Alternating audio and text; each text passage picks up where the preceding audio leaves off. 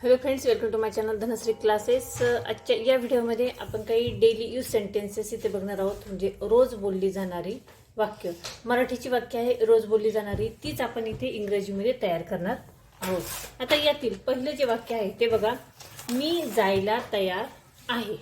हे जे वाक्य आहे ते आपण इंग्रजीमध्ये कशा पद्धतीने करणार बघा. मराठी वाक्य इंग्रजीत करताना आपण कर्ता हा नेहमी सुरुवातीला लिहितो.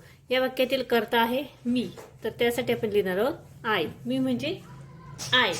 आणि आय नंतर सहाय्यकारी क्रियापद येईल एम. आय नंतर नेहमी काय येतं? एम येतं. I am. आता जायला तयार आहे, सहाय्यकारी क्रियापद आल्यानंतर इथे काय येतं? पुढे या वाक्यातील क्रियापद. क्रियापद काय आहे? तयार आहे. तयार आहे म्हणजे काय? रेडी. READY. रेडी. कुठे? जायला, म्हणजे टू गो. ठीक आहे, बघा कसं आपण वाक्य केलं. आय एम रेडी टू गो.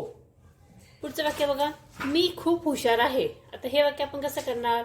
या वाक्यातील कर्ता अगोदर लिहूया एक नंबरला आय. आय नंतर येईल एम. I am. आणि खूप हुशार आहे म्हणजे व्हेरी क्लेवर. CLEVER. ठीक आहे, नेक्स्ट सेंटेन्स बघा, मी बाजारला जात आहे. आता बाजारला जाणे, बाजार म्हणजे काय? मार्केट. ठीक आहे, या वाक्यातील कर्ता आहे मी, म्हणजे आपण लिहिणार आहोत आय. आय नंतर काय येईल? एम. आता जात आहे म्हणजे इथे क्रिया चालू आहे, म्हणजे क्रियापदाला काय येईल? ING लावलं जाईल. क्रियापद आहे गो. गो म्हणजे जाणे आणि त्याला ING going. I am going. कुठे जात आहे? बाजारला, म्हणजे to market. To market. MARKET. ठीक आहे, त्यानंतर पुढचं सेंटेन्स बघूया, ते आपली मदत करतील.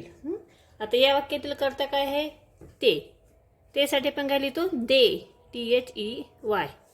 ते म्हणजे दे. दे नंतर काय येईल? मदत करतील म्हटलंय, म्हणजे हे वाक्य कसं आहे? भविष्य काळातील आहे, म्हणजे इथे काय येईल? विल. भविष्य काळाचं वाक्य असेल तर शाल विल वापरलं जातं. They will. मदत करणे, मदत म्हणजे काय? हेल्प. HELP. हेल्प. आणि आपली मदत करतील म्हणजे अस. They will help us. आणि पुढचं बघा, मी उद्योजिका आहे. आता उद्योजिका, उद्योजिका याला काय म्हणतात? इंटरप्रिटर म्हणतात. आता या वाक्यातील कर्ता आहे मी, म्हणजे आय. आय नंतर काय येईल? एम. आता उद्योजिका, उद्योजिका म्हणजे काय? इंटरप्रिन्युअर. PRENUR.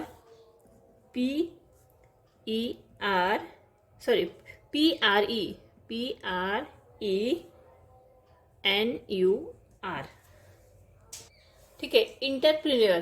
आता बघा, हे जे शब्द आहे इंटरप्रिन्युअर, त्याच्या अगोदर इथे काय लावलेलं आहे? काय आहे? ई. म्हणजे या वाक्याची या शब्दाची सुरुवात ई ने झालेली, म्हणजे ओवल्सने झालेली आहे, म्हणून त्याच्या अगोदर आपण इथे अँड लिहायचं आहे. आय एम अन इंटरप्रिन्युअर. ठीक आहे, स्पेलिंग परत इकडे लिहिलेलं आहे.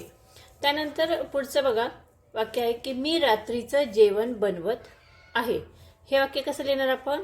वाक्यातील कर्ता आहे मी, त्यासाठी लिहिणार आहोत आय. त्यानंतर एम. आता हे जे वाक्य आहे बनवत आहे म्हणजे क्रिया चालू आहे. ठीक आहे, आता चालू वर्तमान काळातील हे वाक्य आहे. मग आता चालू क्रिया आहे म्हणजे क्रियापदाला काय येईल? ING लावलं जाईल. म्हणजे जेवण बनवणे म्हणजे काय? कुक. COOK. कुक. त्याला ING. Cooking. I am cooking. काय बनवत आहे? रात्रीचं जेवण. रात्रीचं म्हणजे dinner. DINNER. I am cooking dinner. आणि अजून एक लास्ट सेंटेन्स बघूया की मी एक गृहिणी आहे. हे वाक्य कसं लिहिणार? मी साठी आपण लिहिणार आय. आय नंतर काय येईल? एम. आणि एक गृहिणी आहे म्हणजे I am a housewife. HOUSE. House wife. WIFE.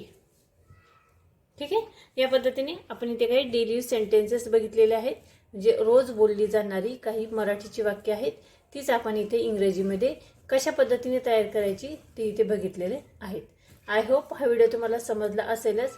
हा व्हिडिओ जर आवडला तर या व्हिडिओला तुम्ही नक्की लाईक करा, शेअर करा आणि चॅनलवर नवीन असाल तर चॅनल सबस्क्राईब करा. पुन्हा भेटूया पुढच्या व्हिडिओमध्ये.